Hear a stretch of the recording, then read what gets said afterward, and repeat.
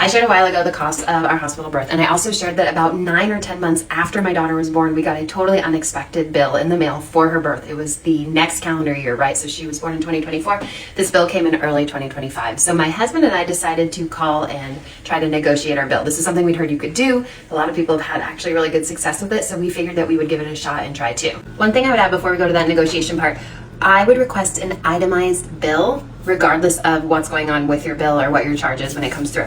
This can show you every single thing that you got charged for during your birth, and it is very possible, I've seen this happen, where you're getting charged for medications you didn't take, Tylenols or ibuprofen you never asked for, things that kind of are just lumped in there sometimes as like part of birth care or postpartum care, and you actually never receive them. So if you can get this itemized bill, track that down first, and then once you know what your true charges should be, you've said, hey, these things aren't real, if there's anything on there that you did not receive, then you can talk about negotiating the bill down from there. Not gonna lie, my husband's better at this stuff, so he's the one who called in and did this. But essentially he called in, we waited until the bill was actually due, not in collections or however you want to say that, but at its deadline, past its deadline. And we called in and he said, hey, this bill showed up almost a year after our daughter was born. We were not expecting it. We had no idea this bill was coming.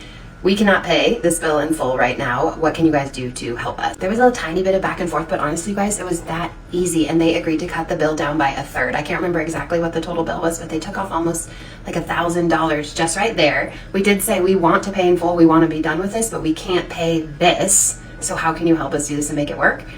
And they did it. I have definitely had people say that this doesn't work, but for me, it's like, why not give it a shot? Your hospital can negotiate your bill. Those numbers are not final. So if you have the time, the space, the energy to do it, why not call and say, hey, we need some help here, because they can do that for you.